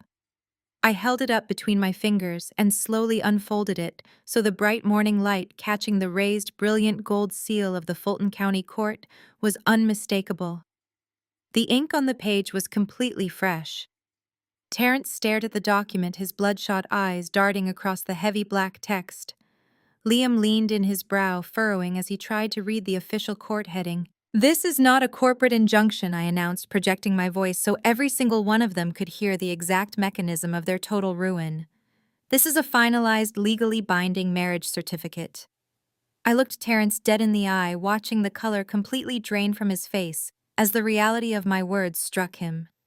Harrison and I were married in the judge's private chambers at exactly 8 o'clock this morning. Terrence stares at the marriage certificate in my hand, and for a moment the entire marble hallway of the courthouse falls dead silent. Then he throws his head back and barks out a loud, grating laugh. The sound echoes off the polished walls, sounding frantic and entirely unhinged. He points a shaking finger at me and Harrison. He tells me I actually think a piece of paper from a county judge means anything to a Cayman Islands banking institution. He mocks me while wiping a bead of sweat from his forehead. He says I think marrying a billionaire gives me a magic wand to wave over international borders. That is not how offshore accounts work, he sneers. He tells me that money is protected by sovereign privacy laws and is locked in an irrevocable trust under an offshore shell company. He states proudly that neither I nor my new husband nor any court in the state of Georgia has the jurisdiction to touch a single dime of that liquidity. Liam seizes on this lifeline immediately. My arrogant brother-in-law straightens his rumpled pastel shirt as a desperate gleam of hope returns to his eyes. He turns to Terrence and tells him they need to call their Cayman brokers right now to initiate a total lockdown on the routing numbers. Liam is practically salivating at the idea that they might still have a war chest to fight us with. I let them spin their wheels. I let them bask in the false comfort of their international financial shields for a few more seconds. I slowly fold the marriage certificate and slide it back into the inner pocket of my tailored ivory blazer. I take one deliberate step forward, closing the distance between me and the man who tried to leave me with absolutely nothing. You are absolutely right about international privacy laws, Terrence. I say, keeping my voice perfectly level and devastatingly calm. A domestic marriage certificate does not grant jurisdiction over a foreign shell company. But you are forgetting one crucial detail about how you built your little empire. I watch his face carefully. The arrogant smirk falters just a fraction. He is trying to understand where I am going with this. I remind him of a time 7 years ago when he was drowning in debt from a failed commercial real estate venture. I remind him of how he sat at my kitchen island crying because no reputable bank would give him a business loan. I spent an entire weekend drafting the articles of incorporation for his very first holding company. I filed the complicated paperwork. I paid the state registration fees out of my own consulting paycheck. I built the foundational legal structure of the house he was currently standing in. And because you are arrogant, and because you are fundamentally lazy, you never bothered to restructure your corporate umbrella, I tell him. When you set up those offshore accounts to hide stolen money from me, you used that exact same parent company as your primary shielding entity. You thought you were so clever, routing the stolen funds out of the country to fund Vanessa and impress Liam. But you completely overlooked the fact that I never removed myself from the original incorporation documents. I am still the sole registered agent and the primary legal signatory of that parent company. The smug grin vanishes entirely from Terrence's face. The color drains from his cheeks, leaving him looking physically sick. Liam lets out a quiet, horrified gasp as the financial reality of his partner's sheer incompetence hits him. As the sole registered agent, I possess absolute executive authority over that entity and all of its international subsidiaries. I continue driving the nail much deeper. So when I married Harrison this morning, I did not just merge our personal assets. I executed a legally binding corporate consolidation. I signed a sovereign protocol granting Harrison's international banking division absolute unrestricted power of attorney over every single entity registered in my name. Harrison steps forward and his massive presence amplifies the sheer terror radiating from my family. Harrison looks down at Terrence and explains the reality of the situation. He tells my ex-husband that his banking division does not need to beg a local judge for an emergency injunction. They do not need to fight international privacy laws or hire offshore litigators. They simply walked through the front door of the offshore bank with the full uncontested legal authorization of the parent company's registered agent. When Liam hears the words power of attorney, he literally drops his leather briefcase onto the marble floor. The loud smack echoes down the corridor, but Liam does not even bend down to retrieve his scattered legal filings. He reaches up and grabs fistfuls of his own hair, breathing heavily. The venture capitalist realizes that every single dollar he tried to hide in the Cayman Islands was just handed over to Harrison on a silver platter. He trusted Terrence to secure the funds, and Terrence had unknowingly given me the keys to the vault. Tasha begins to hyperventilate. My older sister looks at Liam, begging him to tell her that they still have their mansion or their luxury cars. She asks him how they are going to pay the bankruptcy lawyers if the offshore money is gone. Liam just stares blankly at the wall, completely broken. He tells her they have nothing left. The golden child finally understands that her entire life of privilege was built on a foundation of stolen money that her scapegoat sister just repossessed. Evelyn covers her mouth with her trembling hands. My mother looks at the devastation surrounding her. She sees her favored daughter reduced to tears and her wealthy son-in-law completely bankrupt. She looks at Terrence, the man she championed and protected, and sees a pathetic, exposed fraud who could not even properly file his own corporate paperwork. She realizes she sacrificed her relationship with me and sold our family history for absolutely nothing. Terrence shakes his head violently, retreating a physical step away from us. "No," he stammers, his voice dropping to a panicked, desperate whisper. "No, the broker would have called me. The bank would have required my secondary authorization. You cannot do this." Vanessa begins to cry softly behind him, realizing that the millions of dollars she thought would save her from federal prison are gone. She is tied to a man who has just been legally stripped of every single asset he ever touched. Right on cue, a sharp, distinctive chime of a high-priority banking alert rings out in the quiet courthouse corridor. The sound comes directly from the phone clutched in Terrence's sweating hand. I do not look at his screen. I do not need to see the zero balance notification to know it is there. I slowly raise my wrist and check the face of my diamond watch. At exactly 8 o'clock this morning, I say, my voice ringing with absolute flawless victory, those offshore accounts were legally absorbed into Harrison's Global Holding Trust to pay off the fraudulent debt you accrued against my name. The sharp, distinctive chime of a high-priority banking alert rings out again. Terrence stares at the glowing screen of his phone, and I watch the last drop of arrogant defiance drain completely out of his face. His knees literally buckle. He drops to the polished marble floor of the courthouse corridor with a heavy, echoing thud. The phone slips from his sweating fingers and skitters across the stone. He does not even try to pick it up. The $45,000 he originally stole from my accounts to fund his secret life with Vanessa is entirely gone. The millions of dollars in liquid capital Liam invested to secure the stolen algorithm have been legally seized and completely liquidated to pay for Harrison's exorbitant corporate legal fees.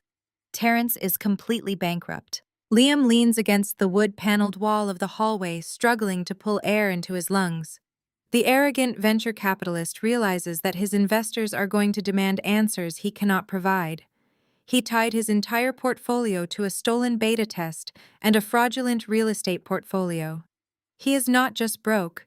He is legally exposed to massive federal fraud investigations. The authorities will be raiding his corporate offices before noon. He looks at Terrence kneeling on the floor and realizes he threw away his entire career for a man who could not even properly file a basic corporate registration. Vanessa stands frozen, her oversized sunglasses slipping down the bridge of her nose. She looks at Terrence kneeling in defeat, and the horrifying reality of her situation crashes down on her shoulders. She left a billionaire who provided her with absolute luxury to run away with a smooth-talking fraud. Now she is left with millions of dollars in outstanding commercial debt from her fake wellness brand. She has no warehouse, no product, and absolutely no financial lifeline to save her from the impending money laundering indictments. She turns her gaze toward Harrison, taking a desperate step forward. She opens her mouth to plead with her husband to beg for a fraction of the mercy she threw away. Harrison does not even look at her. He looks right through her, as if she is nothing more than a ghost haunting a building he no longer owns. Vanessa realizes her husband has completely and irrevocably discarded her. Tasha breaks down. The sound of her sobbing is loud and entirely stripped of her usual refined grace. My older sister drops her designer handbag onto the floor. She presses her hands over her face, realizing that her pristine, sprawling estate in Alpharetta, her luxury vehicles, and her untouchable status in Atlanta high society are completely vaporized.